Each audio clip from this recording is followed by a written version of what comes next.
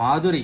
ఈమె విషయంలో నేను చెప్పేది ఒకటి ఉంది. దాదాపు మీరందరూ నన్ను తిడతారో ఇంకేమంటారో నాకు తెలియదు. నా ఒపీనియన్ వచ్చేసి తన విషయంలో తను ఏం చెప్పిందంటే, ఆల్రెడీ తనకు మ్యారేజ్ అయిందంట, 3 పిల్లలంట, వాళ్ళ హస్బెండ్ తో డివోర్స్ చేసుకుందంట, అండ్ అన్అఫిషియల్ ఎఫైర్ పెట్టుకుందంట, దాన్ని అఫీషియల్ గా పెళ్లి చేసుకుందంట, మళ్ళీ ఇద్దరు పిల్లలు ఉన్నారంట, మొత్తం 5 మెంబర్స్ ఉన్నారంట. సొసైటీ తనను ట్రోల్ చేస్తుంది, దాని నుంచి నేను బయటికి రావాలి, నేను చేసింది 100% కరెక్ట్ అని నేను ప్రూవ్ చేసుకోవడానికి నాకు ఈ ప్లాట్ఫామ్. ఇది ఎంతవరకు రీజన్, ఇది ఎంతవరకు కరెక్ట్ చెప్పండి. తను చేసిన అన్అఫీషియల్ పనిని అఫీషియల్ గా ప్రూవ్ చేసుకోవడానికి, సొసైటీని ఒప్పించడానికి అని చెప్పి తను హౌస్ లోకి వచ్చిందంట.